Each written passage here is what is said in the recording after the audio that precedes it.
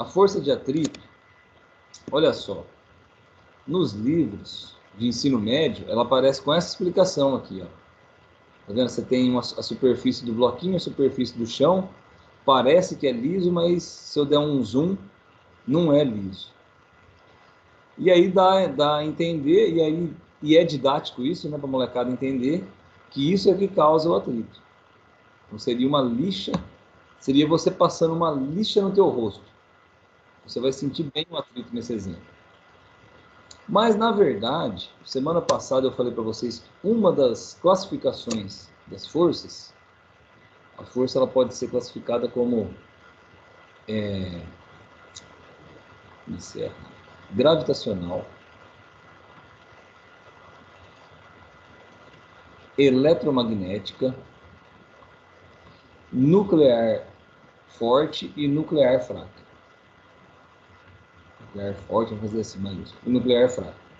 A força de atrito é um tipo de força eletromagnética. Então ela depende da constituição desse material aqui, ó. E não se ele tem imperfeições ou não. Lógico que isso influencia, mas influencia mais o material de que é feito. Por exemplo, uma borracha. Por que a borracha é lisinha e ela agarra? Por causa do material. Então são forças eletromagnéticas. Mas vamos para o que interessa aqui. A força de atrito, então ela depende dessas superfícies, certo? Que a gente chama isso aqui de coeficiente de atrito. E ela depende da força normal. Ou seja, força de atrito, μ vezes normal.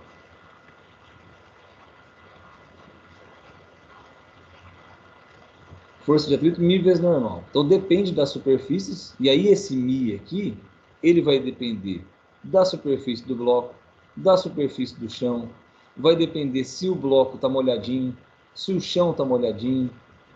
Então depende de várias coisas relacionadas às superfícies.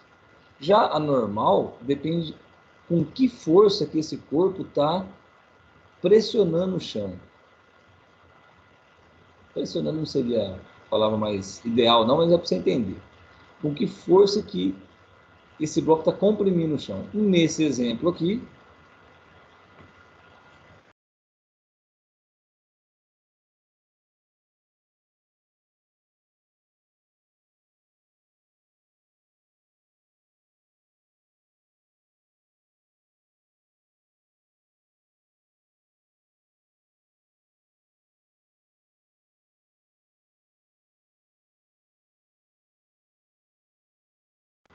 porque eu consigo mexer no coeficiente de atrito mexendo nas superfícies.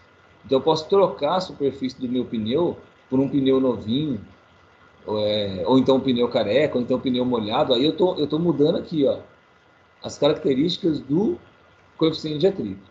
Eu posso também aumentar o atrito mexendo na normal. Que jeito? Por exemplo, apertando ele. Se eu fizer uma força, vamos chamar de F', para baixo, aí eu vou ter, normal vai ser o peso mais essa força para baixo. Então eu consigo aumentar a normal e, consequentemente, aumentar o atrito. Então, atrito, Fátima, minha negra. Fat níveis normal. Bom, o que é esse gráfico aqui?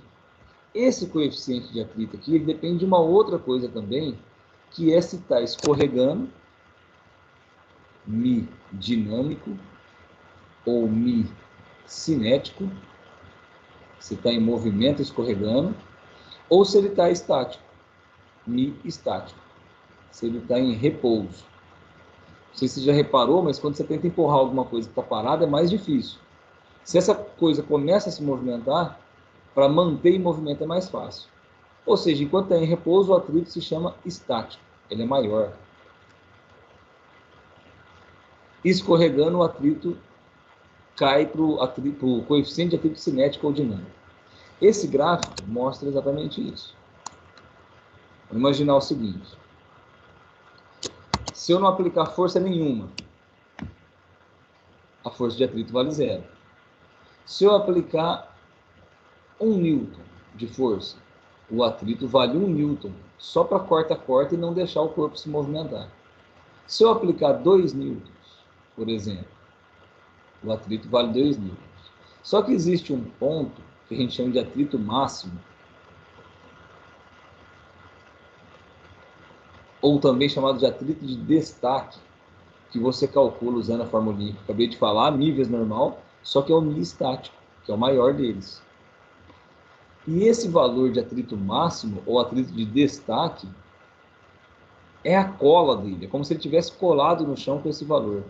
A hora que você aplica 1, o atrito vale 1, corta, continua parado. Aplica 2, corta, continua parado. A hora que você aplica, por exemplo, aqui, ó, 3, aí você chegou no limite. O atrito vale 3, só que ele é o máximo. Se eu aplicar um pouquinho a mais, ele começa a escorregar, e aí ele cai para o valor do atrito cinético, por exemplo, 3,5. Eu vou fazer um exemplo para melhorar isso aqui. Eu tenho essa tabela aqui nesse site que eu fiz a referência. Vamos pegar aqui, por exemplo, aqui, ó, vamos pegar esse aço sobre o aço. Vou pegar esse caso aqui. O maior deles é o atrito estático e o menor é o atrito cinético. Vamos imaginar que é um corpinho de 1 kg, para ficar fácil a conta. Então, o peso vai dar massa vezes gravidade, 10 newtons. Você vai calcular os dois atritos. O atrito estático vai ser Mi vezes normal, 8 newtons. E o atrito cinético vai ser o outro Mi, o menor, vezes a normal, que no meu exemplo aqui é o peso, 6 newtons. Conclusão. Se eu aplicar uma força menor do que está aí, se eu aplicar uma força menor do que 8 newtons, ele continua parado. Se eu aplicar aqui, ó, 4 newtons, vai aparecer um atrito contrário de 4 newtons. Se eu aplicar agora 7 newtons, vai aparecer um atrito contrário de 7 newtons. Corta, continua parado. Mas no momento que eu aplico uma força um pouquinho maior do que 8, aí eu vou romper, eu vou destacar o corpo. Por isso que ele tem o nome de atrito de destaque. Se eu aplicar aqui, ó, 8,1, por exemplo, aí vai destacar, o corpo vai começar a movimentar. Se ele começa a movimentar, o atrito cai para 6. Certo? Então, uma boa pergunta é, quanto vale o atrito? Você vem, o cara que vem e usa a formulinha direta aqui, ó, ele se dá mal. Porque usando a fórmula deu 8. Usando a fórmula deu 6. Só que para cada caso que eu exemplifiquei aqui, deu um valor diferente. Quando eu apliquei 5, o atrito valia 5.